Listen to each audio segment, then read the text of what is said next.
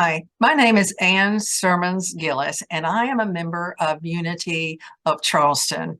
Today we have a special guest. I think all of our guests are special. It's one of our members, and I want to introduce you today to Claudia Piano.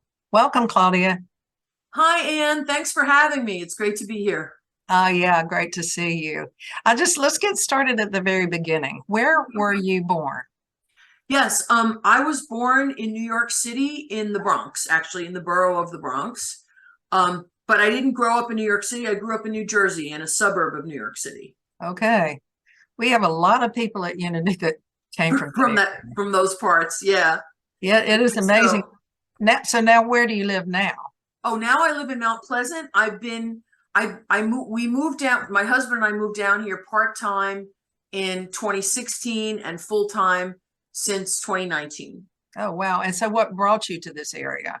Yeah, so my one of my closest friends and her husband decided to move here. They decided to relocate here in 2011, and they moved to Mount Pleasant, and we came to visit them probably a few months after they moved here, and we just fell in love with it. We were taken by, I for me personally, the low country, just in general, the low country in general just really resonates with me. I feel, I would come down here and I would just feel more connected, and I would feel my blood pressure going down and my stress levels coming down. And, you could argue that, well, it's gotten way populated since then. And it's a lot busier here than it was when I first moved here, but I still feel the same way about it. Well, what was the difference then between where you were up north and Well, where I was the most densely populated state in America. Mhm. And it would be typical to spend 90 minutes sitting in traffic to commute 10 miles. So coming down here was the polar opposite of that. I think when we first came down, over the years, I've seen it get, obviously it's growing rapidly and the area is growing and so many people like me are coming in, but I still don't think it's anywhere near as crazy as where I came from. Still doesn't compare. Right, not at all. Okay. Well, I know the answer to this, but are you married? Yes, I'm married to Mike, who is also a Unity member. I think you already interviewed him. He's one of the people on the video, one of the videos here on the YouTube channel. And he's a board member, right? Not a board member, no, but No. he does all kinds of stuff. He's one of the ushers, and He he's in does a the lot. choir. He's always doing something. Yeah, he's an usher and he's in the choir. So yeah, he's pretty involved, and he's always volunteering to do things. Very, very friendly, very, very social, which is what we need because we Yes, people want to belong. definitely. We want to join together and belong. And we've got plenty of friendly members at Yep. you, which is absolutely wonderful. Well, I'm wondering, what is your career? You told me that you're on Sure. Zoom all day long. Yes. What are you So doing on Zoom? I'm actually an executive at an advertising agency, and I was office based my whole life until I moved down here. And interestingly, uh the pandemic has actually worked out really well for me, because what happened during the prior to the pandemic, my industry was entirely office based. Hmm. And so when I made the decision to move down here, I had to travel up to New York a lot, and New York, New Jersey a lot. And the pandemic, of course, changed everything. And folks were, everybody suddenly was working from home and using, they were on Teams and Zoom calls all day long.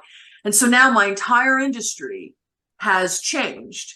And everybody is remote office optional.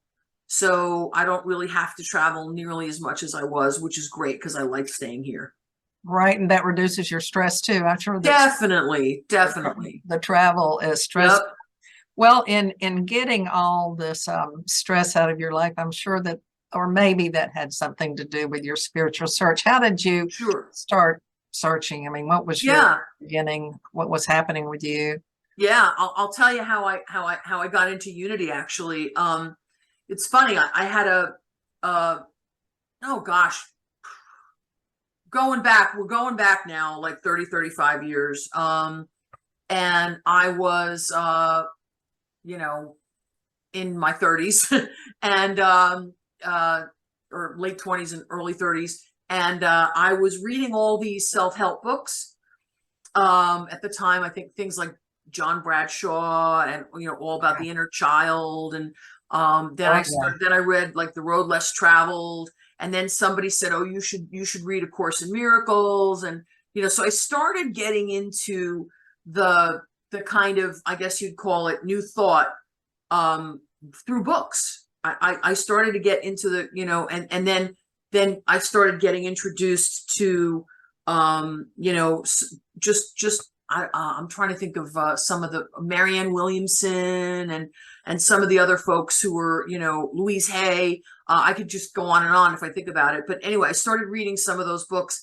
And then a friend of mine, I mentioned what I was reading, and she said, oh, by the way, this friend of mine lived in Boulder, Colorado, and I was living in New Jersey at the time, but we stayed in touch. And we're talking on the phone, and she said, oh, I should send you the cassette tapes. I go to Unity every Sunday, and my minister is doing a whole series on A Course in Miracles. So I'll send you the cassette. This is how this dates me, right? But I'll send you the cassette tapes of his talks. So she was mailing me. So that was my introduction to Unity, was my friend who lived in Boulder, Colorado, started mailing me every week the cassette tape of the Unity talk that her minister did. And I got hooked. I just loved those talks. And then I said, oh, I got to find a Unity church near me.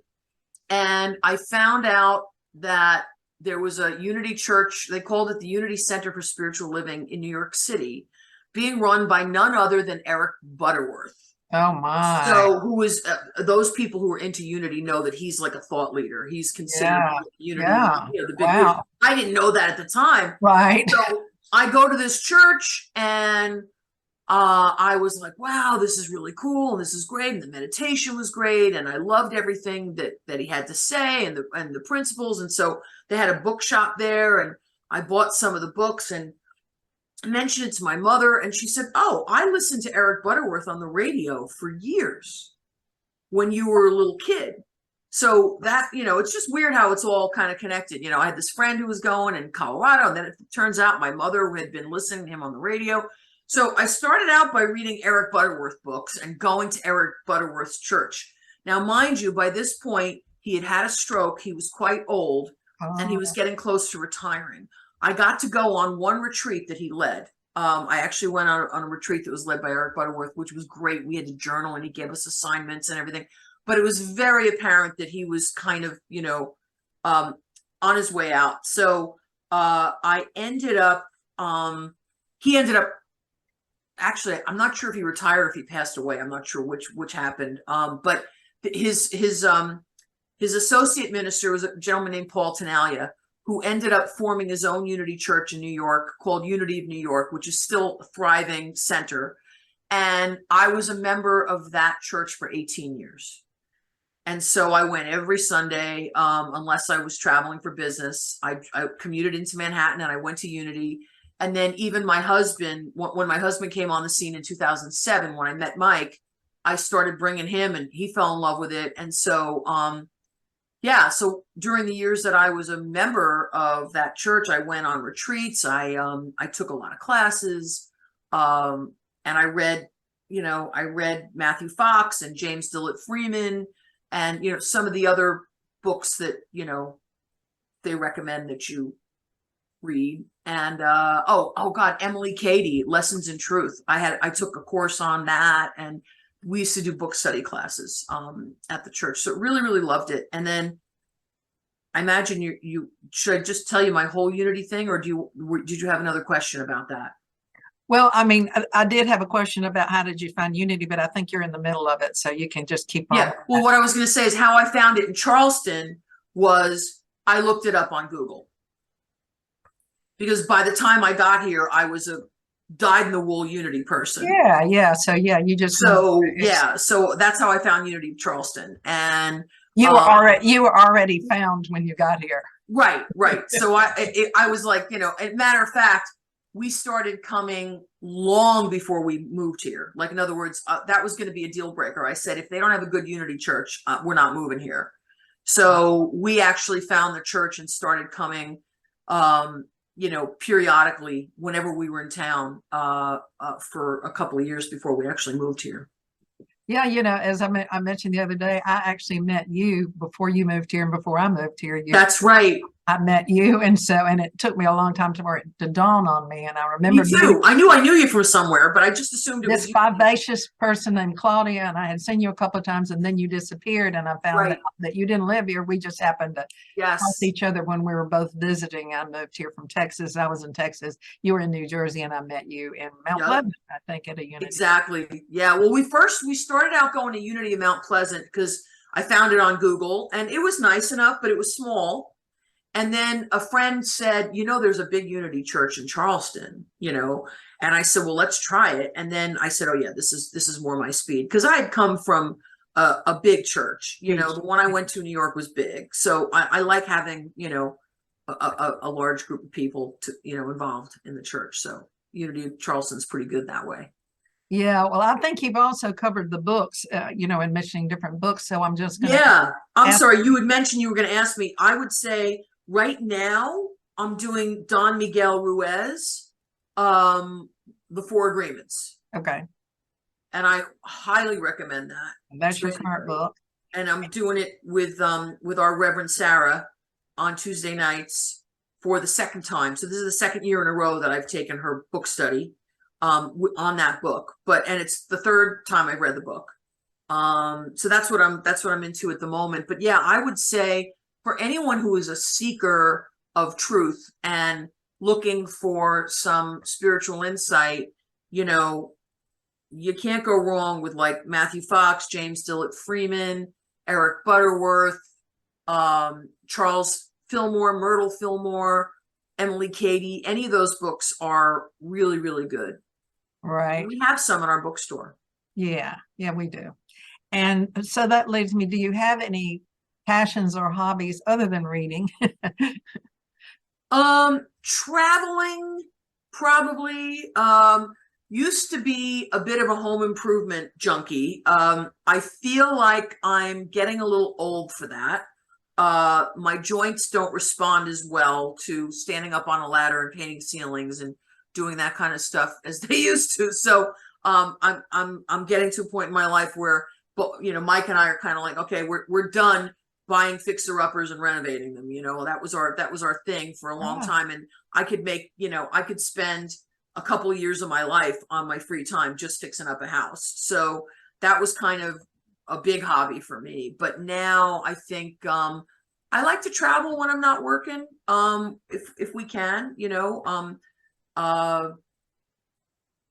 pretty much anywhere. Even like a weekend in Greenville is or a weekend in Hilton Head or Savannah. Like what's cool about living in Charleston is you're like only 2 or 3 hours away from a lot of cool places to go for the weekend. So yeah, mountains are not that far. It's a cool place. That's right. Yep. Well, do you have any spiritual practices that you participate in? I don't have this is the funny thing. I'm not one of those people who has mastered meditation. I haven't taken meditation to the level of, getting into Buddhism and taking it really, really more seriously. I will say that I subscribe to the point of view that I live my life in prayer. So I'm in prayer with God as I understand God all the time. So yeah, that's your practice. Wonderful. That's my practice. My practice is I'm always seeking conscious contact with power greater than myself and trying to improve those lines of communication. And that's my bag, basically. Practicing the presence. Yeah, exactly.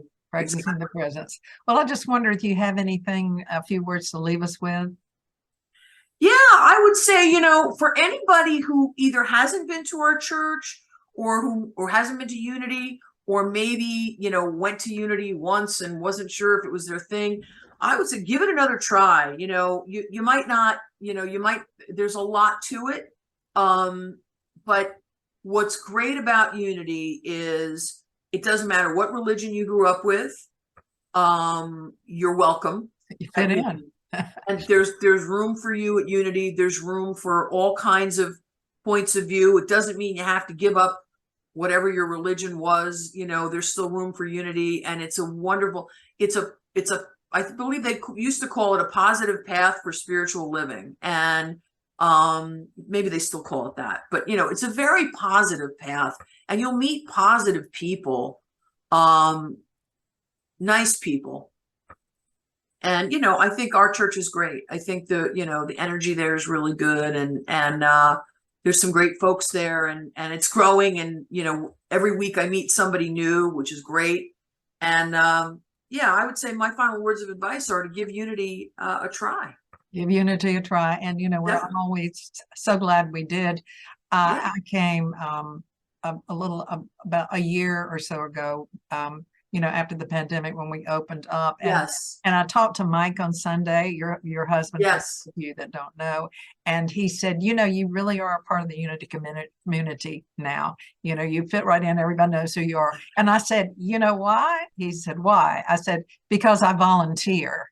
Right. You know, Right. I volunteer, and I said, to me, that is the best way to get into a community Sure. is to do volunteer work at the church. Because even though it's wonderful to go on Sunday, and leave, we do have to reach out. People will reach out to us to belong, but we've got to have our hands out as well, to Yeah. feel like we belong. And Sure.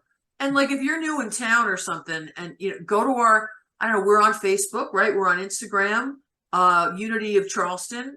Look us up. We have we're volunteering at the food bank, the North Charleston Food Bank this coming Saturday morning. A bunch of us. It's a great way to meet people. So and I'll be going to the art class on Saturday. yeah, and you're going to the art class, right? There's an art class at the church. So there's a lot of really cool stuff going on. And yeah, I think it's for me, it was essential to feeling connected to Charleston. I needed to feel I needed to be part of a community, and it didn't take long coming to Unity. It didn't in Charleston, it really didn't take long, which was great. That is absolutely wonderful. Well, Claudia, thank you so much for being with us today. Thank you, Anne, for having me. I appreciate it. Well, take care, and I will see you in church. Thank you so much.